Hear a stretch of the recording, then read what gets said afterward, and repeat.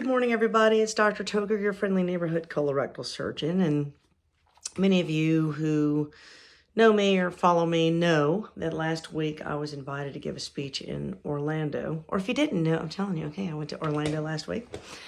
And I was asked to give a speech to a company called Super Patch. And I've recently just sort of met them, the owner of the company and the CEO and the engineer who designed this particular medical device. And I've used it in my own life to positive effect. And so I really do think it serves an important function in the treatment of patients. Now, how quickly can you get someone to welcome this technology into their practice? That is for every physician to decide. But anyway, this company has been in business for quite some time. It's just been quite small, and they're trying to expand. And so one of the reasons to invite me as a medical doctor is because they would like to see physicians reach for this non-medicated technology as opposed to a prescription pad, because prescriptions really do come with a lot of complications. They're extraordinarily expensive. And then if you have to be on a medication for a prolonged period of time, the side effects of those medicines lead you to need other medicines, is what we call polypharmacy. And if you're a doctor my age or older, I suspect a few years younger than me, but anyway, and I've been a doctor for almost 30 years now. And we were trained in medical school to not reach for the medicine for the fear of polypharmacy, especially in the older population. And so in my practice, I still cling to that concept. Now, I know the younger doctors, they may not even be taught this. I don't know if they're even taught this, to be frank with you. The modern world of medicine is not really geared for the person-to-person interaction that drove most of us into medicine in the first place. And there's not a lot of time to talk to people. You certainly don't have enough time to explain complex technology, which this patch kind of falls into complex technology. Simple to use, but difficult to explain. So I've kind of taken it upon myself in my practice. So if you're my patient, you'll hopefully see this video. But to this new company that is trying to expand, they have a lot of sales representatives. And even to these sales representatives, the way this device can work can be a little bit, I don't want to say magical, but it seems magical. And I think in terms of, imagine if you were the first person to witness a light being turned on. I mean, can you imagine living in a world of candles and lamps, and then someone sets up a room, hits a switch, and the light goes on? What magic would that have been like?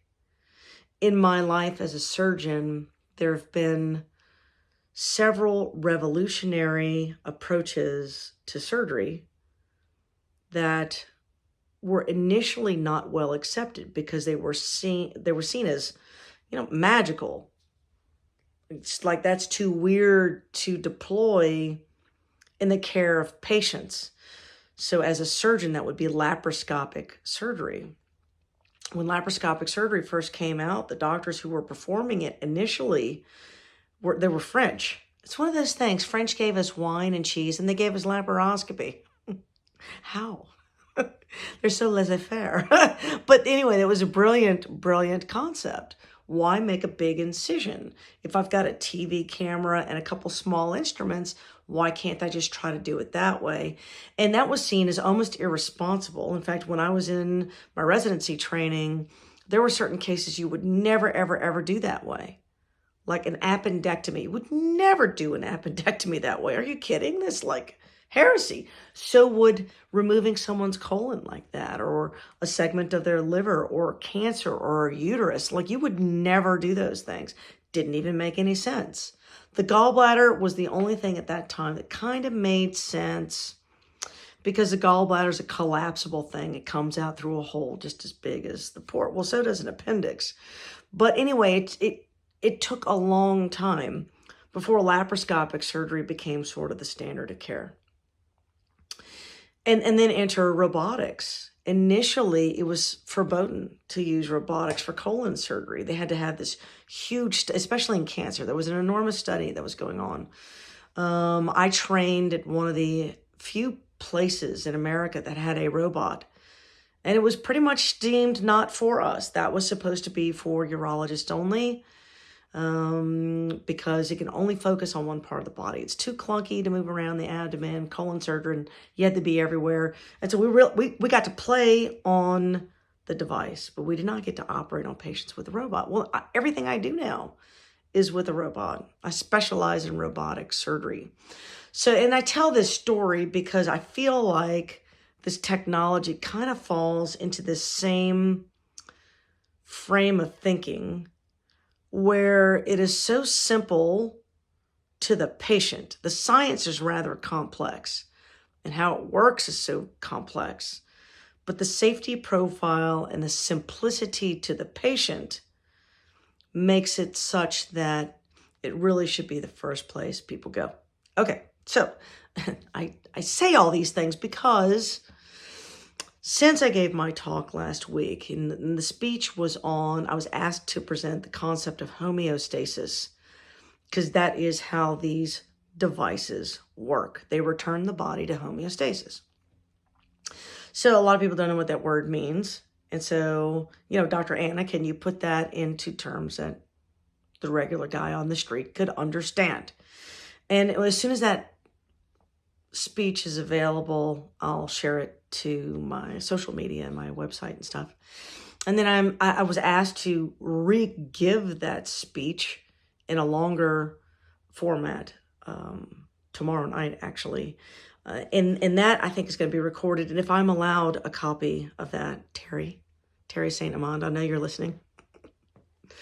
If you'll allow me a copy of that so I can share that to disseminate to the people, I'd appreciate it. I do not get paid for any of these speeches, by the way, just in case you were wondering. I have no paid interest, not yet, anyway. I mean, one day maybe I will be asked to do something for an income, but right now this is me fascinated by science and thinking my patients would benefit from it in the same way that I have. Okay, so my thoughts is, since that speech, I've had several of these sales representatives reach out to me and say, Dr. Anna, explain to me this again, or explain to me that again, or I'm getting ready to talk to a doctor and ask them how to use it in their practice, and they really won't give me the time of day because I am not a doctor and I need to use better verbiage with these doctors. So this video is for you. And I've not asked permission from the CEO of Superpatch if I could post this video, but I believe he would give me the approval since he's already asked me to speak on this topic in a public forum anyway. So Jay, forgive me. And I'll take this video down if he wants me to, but I don't think he will. Okay, so what am I talking about? The technology that I'm speaking of is something called a Superpatch. If you want to see the website, I will give you my website, which is haptex, HAPTEX.superpatch.com. That's just the website that has my face on it that goes to Superpatch. Okay. If you look, and that's a well done website actually, because they will include in it all the scientific studies that are germane to the general population in regards to how the technology works. But then there's another video, well done, by the way. So if you follow Brinks.tv, and you should, the guy who started that online streaming service, his name is John Brinkus, and I had the pleasure of meeting him last week. What a fun person to hang out with. But he put together an amazing video on the science of Superpatch, and it is on YouTube, And so look that up, The Science of Super Patch, because I think you'll like it. Well done, actually. And he talks about the actual technology, and I'm going to talk about sort of the biologic science, so to speak, as opposed to the physics. So anyways, the concept is basically this. Everything in biology is trying to achieve perpetual balance. And we call that perpetual balance homeostasis, right? The basic concept of homeostasis is the more things change, the more they stay the same. And the easiest way for you to understand that is the thermostat in your house is set at a temperature. And so when it gets above that temperature, the air conditioner kicks in to cool it down. And if it gets colder than that temperature, the heater kicks in to warm it up. So it really doesn't matter how many people are in a room, how hot it is outside, or anything like that. In the system, when the thermostat is on, the temperature remains reasonably the same. Now, you can overwhelm that system very easily, but for the most part, with the exception of extreme stressors, stays the same, right? This is a concept we all know in the modern world, which is why I use it. So that is homeostasis. Now, each cell in your body is trying to achieve homeostasis with its environment, and they can do so passively over gradients or actively expending energy to get things from the external environment inside, like sugar, or to block things from the external environment, such as certain amounts of sodium. Okay, so that you've got these little ways in which a cell can maintain its own little compartmentalized life. But that cell cannot live alone. It has to live with its neighbors. So it has little communication means by which it communicates to other cells that are like it within an organ. So now that organ can function as a unit. And then, of course, that organ doesn't live in a vacuum either. It's living inside your body. So that organ will talk to other organs, and they will function as a unit. And the way God has made our bodies, it starts with the head. Our brain glues all of these systems together to make sure they're all functioning in homeostasis. Okay? The second the brain goes, you can maintain very baseline homeostasis. So a brain dead person will have a heart rate, a blood pressure, a temperature, but it takes very little for the wheels to fall off in that scenario because the brain is not there to coordinate. Okay, so your brain is actually important. We think of our brain as being thoughts and memories and mental illness and those kind of things, and we don't think of that brain as being directly responsible for the coordination of the rest of our body. The other aspect that we don't really consider is the microbiome, which are the GI tract bacteria that make the neurotransmitters that your brain uses to communicate with the rest of the body. So there is a gut-brain axis that is critical to biologic life in mammalian systems, and I suspect in reptilian, but I'm not a veterinarian, so I don't know, but I do know in humans, critical. Life is critical, requires the brain, the microbiome in your gut. Those things have to be functioning properly, or you yourself will not function properly. In the modern era, you've heard me talk for the last 2 years, very long-windedly, I know, that modern life is destroying the microbiome, and because the microbiome is being destroyed, it throws off the brain, and when the brain doesn't have the proper signals and neurotransmitters, the rest of your body suffers. And so that most modern disease is coming from damage to the microbiome as well as our brains. Okay. Yeah, back up. Technology. Oh my God, Toker, get online. Okay, this technology uses a very specific concept that we all are aware of, and that is our skin has sensory input to our brains, which is why we know when we touch something hot, we withdraw our fingers. It happens instantly. before you can even say, ouch, your body has felt the heat and removed it to limit the damage.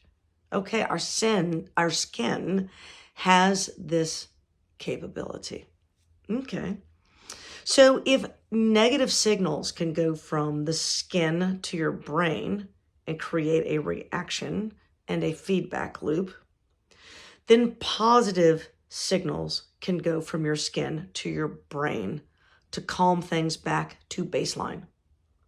Okay? These patches contain a very specific pattern, and there's a lot of different pathways to the brain, one for sleep, one for pain control, one for anxiety, one for your metabolism, one for your balance, one for your immune system and your vascular control. And so the brain has a lot of these different pathways. And so based on Nobel Prize winning science, an engineer has figured out how to use that science with a practical application in a 2-inch by 2-inch Band-Aid that has little ridges on it. You cannot feel this Band-Aid when it hits your skin. It doesn't hurt. It's not like it's got needles or anything in it. There's no medicine in it. Anyone can use it. If you are human, if you are human, you can use this to positive effect. It can be used in children or infants or old people, pregnant people, lactating people, no matter what medicine you're on, no matter what your issues are. There's no contraindication to placing a patch on a person, okay? The way it works is each individual patch, depending on what pathway it's signaling, sends, for lack of better words, a QR code or a computer code or a Wi-Fi signal. I don't know what you want to consider it, but sends a signal from your skin to your brain to return to baseline homeostasis, no matter how out of whack it is. This is not a curative device. It's not even a treatment device. What are we treating? All we're doing is setting you back into homeostasis. And if your brain can settle down into homeostasis, it allows the organ systems to do the same. So just like a Band-Aid does not cause your skin to heal, it doesn't. It just protects the wound and allows your body to heal itself. This is kind of a mental Band-Aid. It's not going to cure anything. It doesn't allow you to heal. It personally is not healing anything.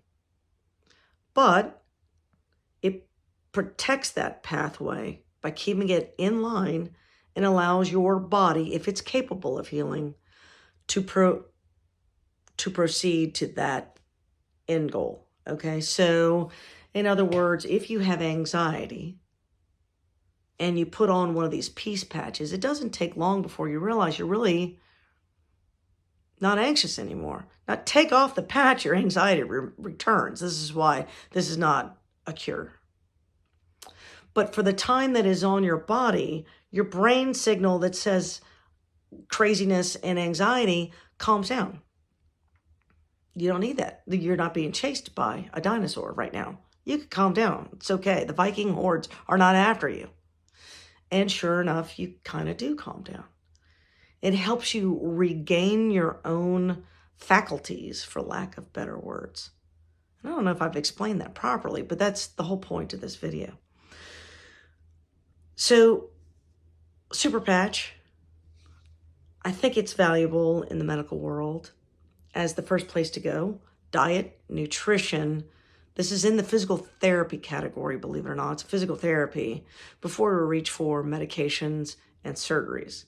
There are still a ton of people who are going to need medicines and surgeries. I mean, this is not going to 100% remove those things, but it certainly could be the one thing that keeps you from needing a medicine, right? So if you're a type 2 diabetic, you could change your diet and maybe never need diabetic medications.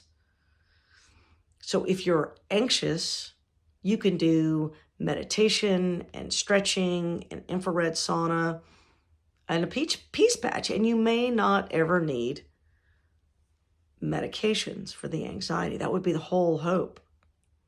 I know personally the pain patch and me, it's fixed 90% of the pain that I was complaining of and has allowed me to start exercising again, which is invaluable.